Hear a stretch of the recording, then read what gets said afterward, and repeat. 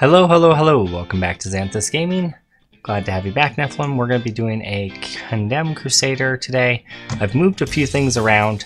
You can't do it on Switch, but for PC players, I'm going to be numlocking both the Akrat's Champion as well as the Condemn, because I wanted to pretty much cast both of those on cooldown.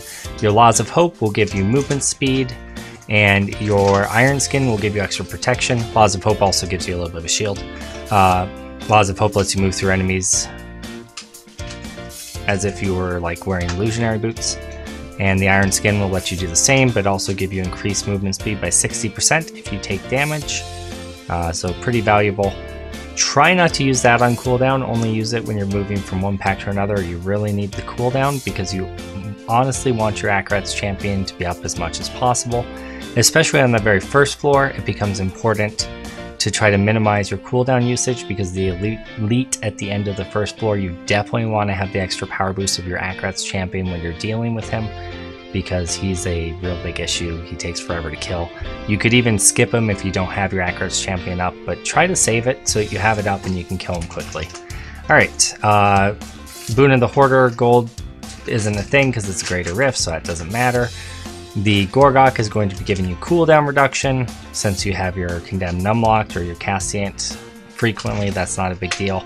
If you're on the Switch, you'll see that little like wiping window thing. As soon as it hits the end, you want to recast it. So it's like boom, boom, boom, boom, boom, boom, boom, boom, boom, boom. It's kind of the rhythm that you go with. You can just kind of watch the cooldown and recast it. And then your taunt will also give you back wrath per enemy taunted. So the more targets you can taunt, the better. Use that whenever you're running low on wrath. And you can also get a little bit of wrath by hitting things with guard. So you can just kind of cast it frequently. It's easier to numlock, but if you don't have that option, you know, you're playing on console, you can't do it. Such is life. Your Akrat's Champion will also give you a ton of wrath per second, so that'll be helpful for maintaining your wrath. All the more important for why we want to keep it up as much as possible with our Obsidian Ring of the Zodiac. Your Obsidian Ring of the Zodiac will reduce the remaining cooldowns of one of your skills by 1 second whenever you hit with a resource spending attack. So it can, any of these three abilities, any of these four abilities can eat it up. So if your Akrat's Champion is not currently up and you know that you're not going to get it up before the timer runs out, stop casting your other abilities and let your Obsidian Ring of Zodiac just work on the Akrat's Champion. Alright, let's go ahead and look at the map and get on into the rift. Sorry for all the waffle. Alright, let's get on in there. Numlocking my number 4, numlocking my number 1, and then we're moving into them right away. And then just try and blow them up as quick as possible, and then we move on. I'm not going to use any of my other abilities until I kill the next elite because I want to make sure that my Akrat's Champion is back up for the elite. Alright, so there we go. Again, I'm just going to be saving it because I want to save my Akrat's Champion for the elite, and it's going to wear off right about the time I'm halfway done killing him if I'm using my abilities. Now the elite hits pretty hard, so you might end up having to use your Iron Skin as you're tanking him.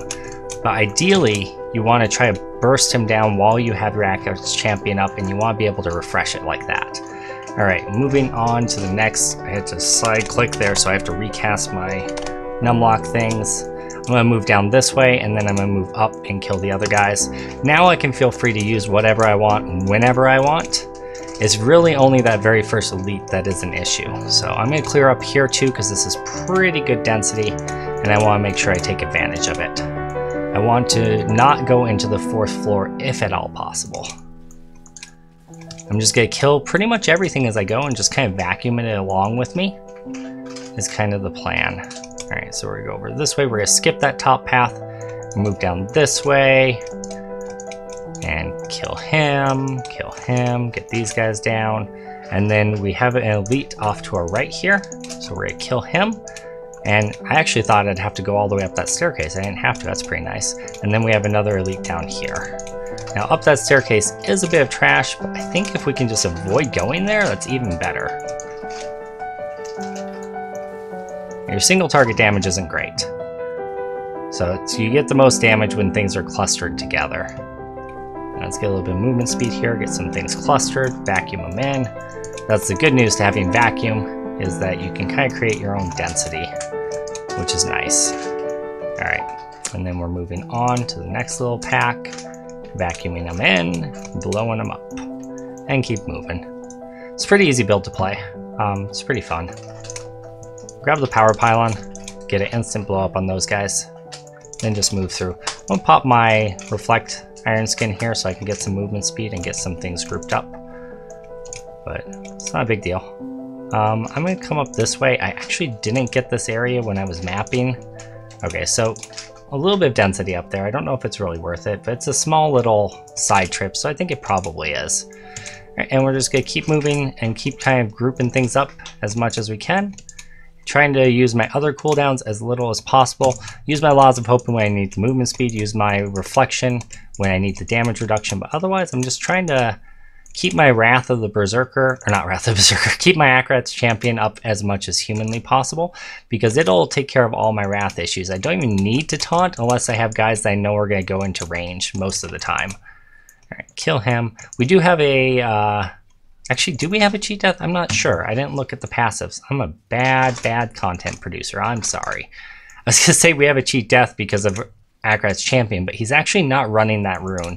He's using the one that gives you more cooldown reduction on your other abilities.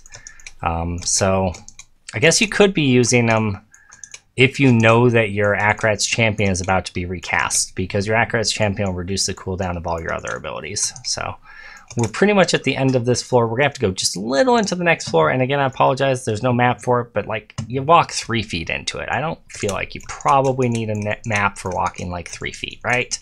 I would hope. I would hope you don't. Yeah, it's not a big deal. You just walk in and you're done. All right, and then we have our Rift Guardian, which we can use all of our abilities on and not have to worry about it, and just slowly burst them down. It's Hamlin, which is like best case scenario for this build, because all the little guys he summons will proc extra area damage, so easy kill, easy life. Hopefully this guide helps you guys out. If it does, make sure you leave a like, favorite, share, subscribe, all that good stuff. And either way, thank you guys for being here today, and I hope you have a wonderful, wonderful day. Bye, YouTube.